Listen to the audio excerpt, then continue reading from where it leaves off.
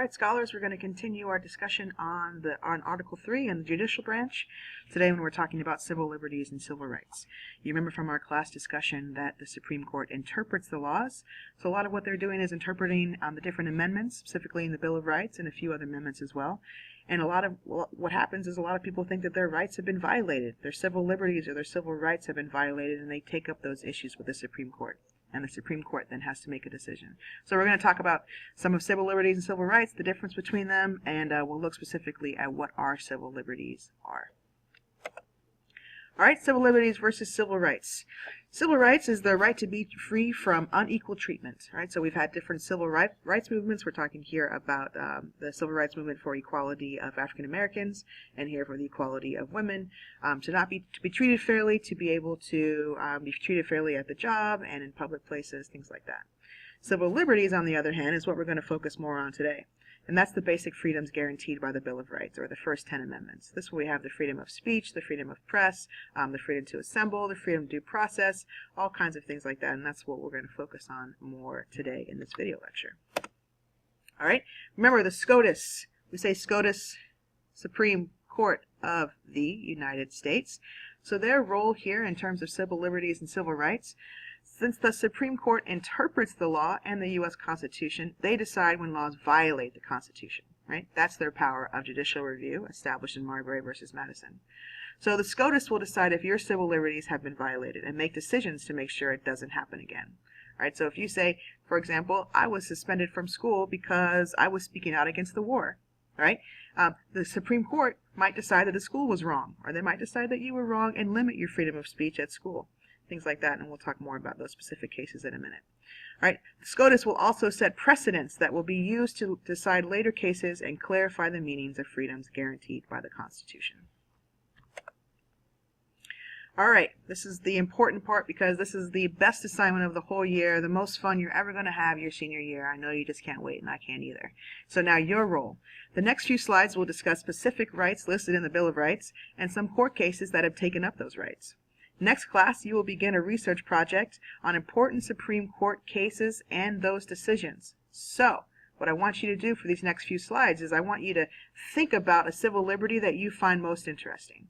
All right, so we're going to talk about specific rights guaranteed in the Bill of Rights and some other amendments too, specifically the 14th Amendment. And I want you to think about what you find most interesting. Maybe the idea of the freedom of religion, or the freedom of due process and the need to have a warrant if a police officer searches you. Maybe you are interested in the freedom of speech, or the freedom of the press and assembly.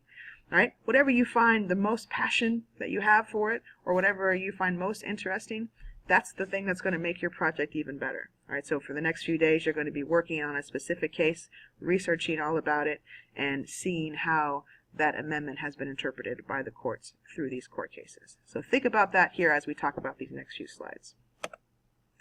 All right, the Bill of Rights. Of course, we have the First Amendment that has those big 5 freedoms.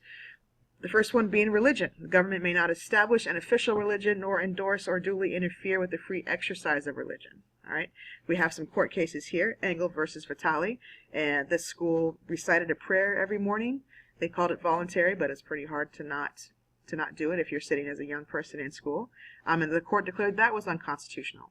Lemon versus Kurtzman was about the constitutionality for churches and if they should have tax breaks or be supported by the government.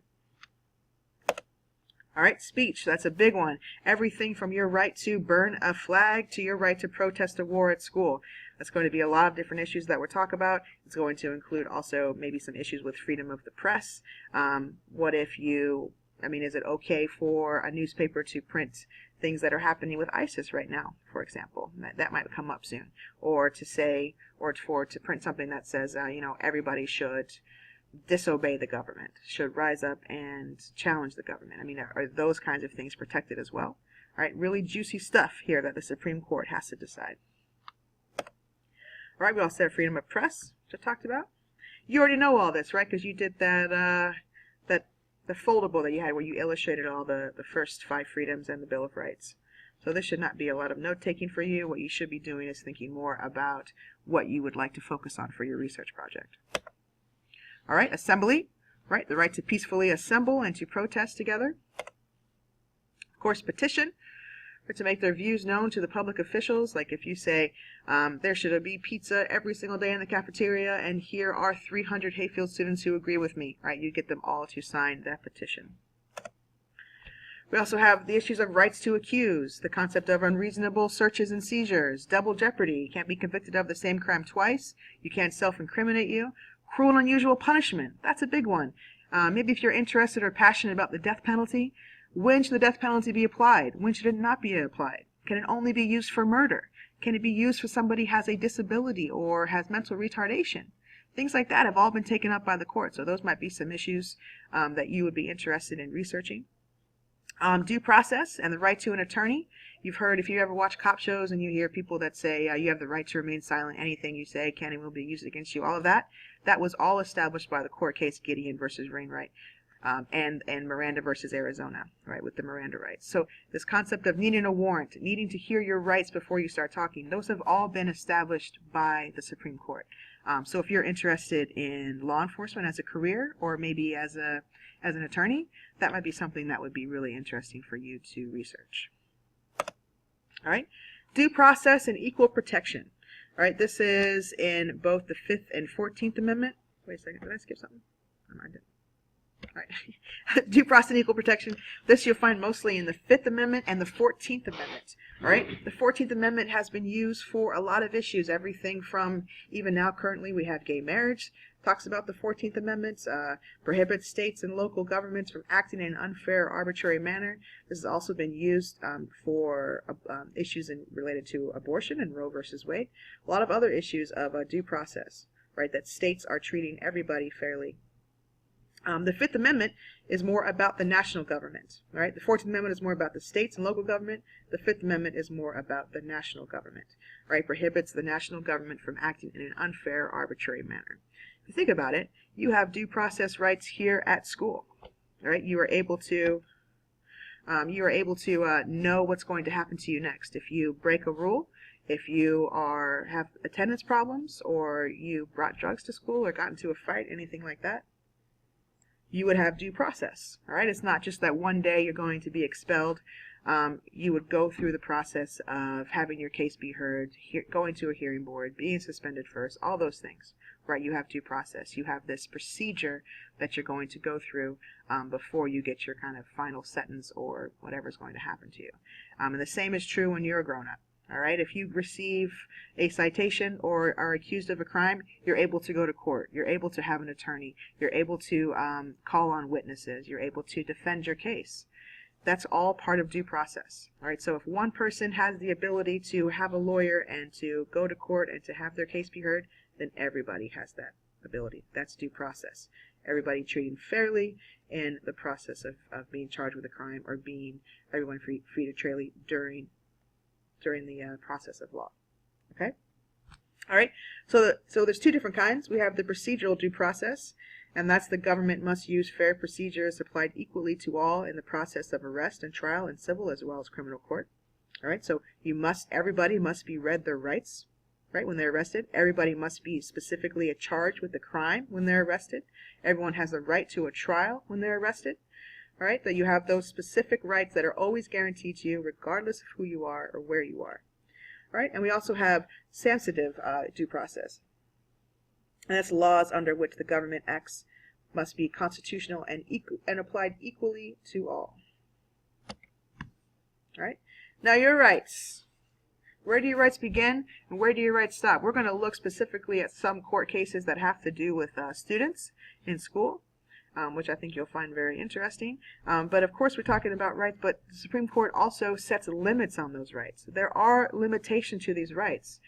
Just because you have the freedom of speech, for example, does not mean you have protection from yelling fired in a crowded theater.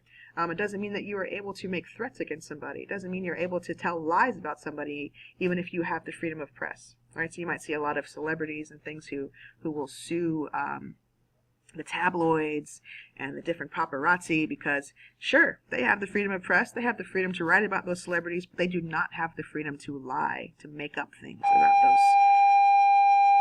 about those celebrities. Okay, so there certainly are some limitations.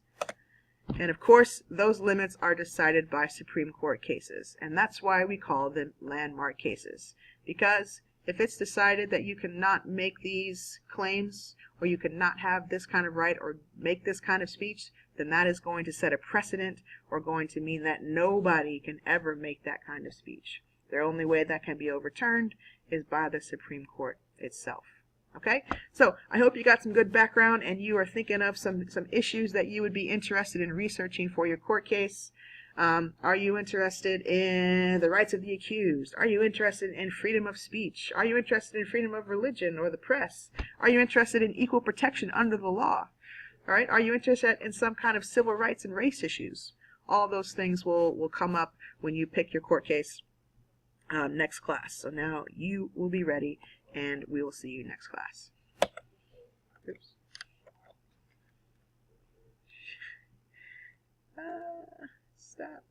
Stop recording.